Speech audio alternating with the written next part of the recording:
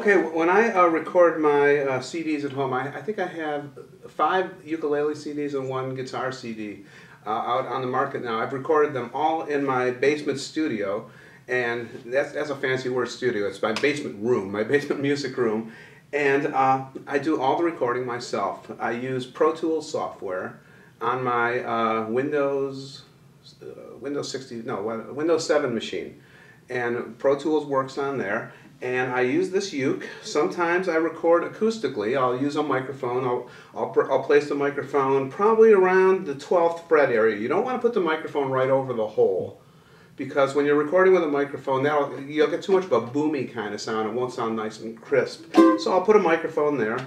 Or sometimes I record direct. And what that means is this uke has a pickup in it. Underneath the saddle, there's a little pickup made by the MySci company. I love those pickups.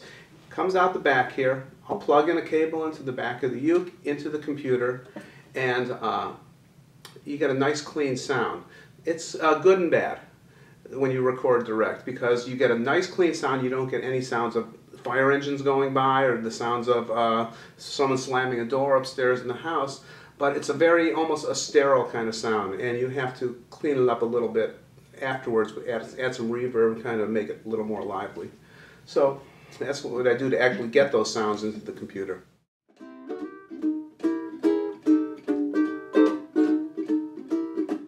Once the songs are in the computer, the raw songs, sometimes I'll do overdubbing. And what overdubbing is, say for example I want to have some rhythm uke and have some lead on top of it, but I'm only one person.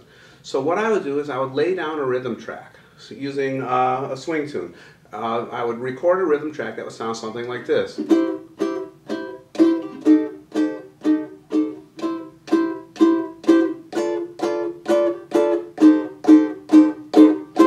That would be track number 1. And then I would I'd stop the computer, and then I would bring up another track right underneath it. I would listen back to that first track that I just recorded, and in the background, I can't do it now, I'm only one person, but I would add a lead part to it. I would add.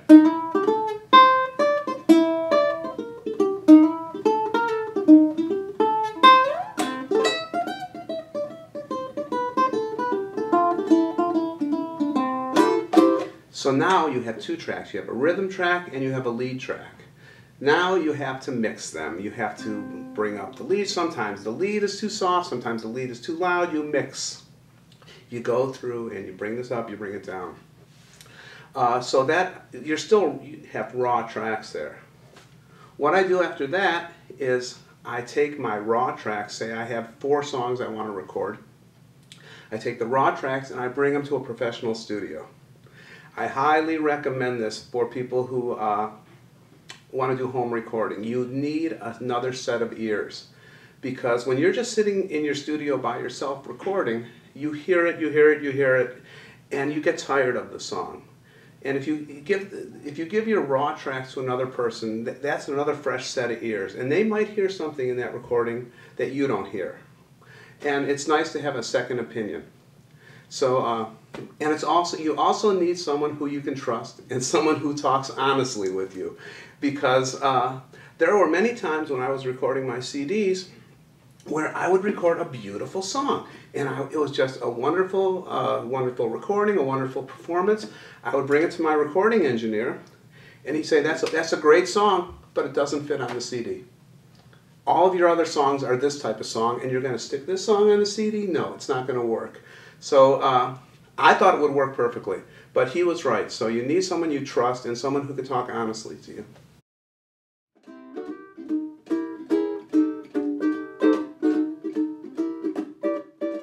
One of the biggest pieces of advice I can give to people who are home recording is after you've recorded the song, don't listen back to it immediately. Record it, go have lunch, record it, go to sleep. Listen to the song the next day. You'll have fresh ears the next day, especially if you had to do 15 or 20 takes to get the song recorded without mistakes. You really need a break. You need a fresh set of ears, so wait till tomorrow to listen. Sometimes it's even better to wait till next week to listen to the song.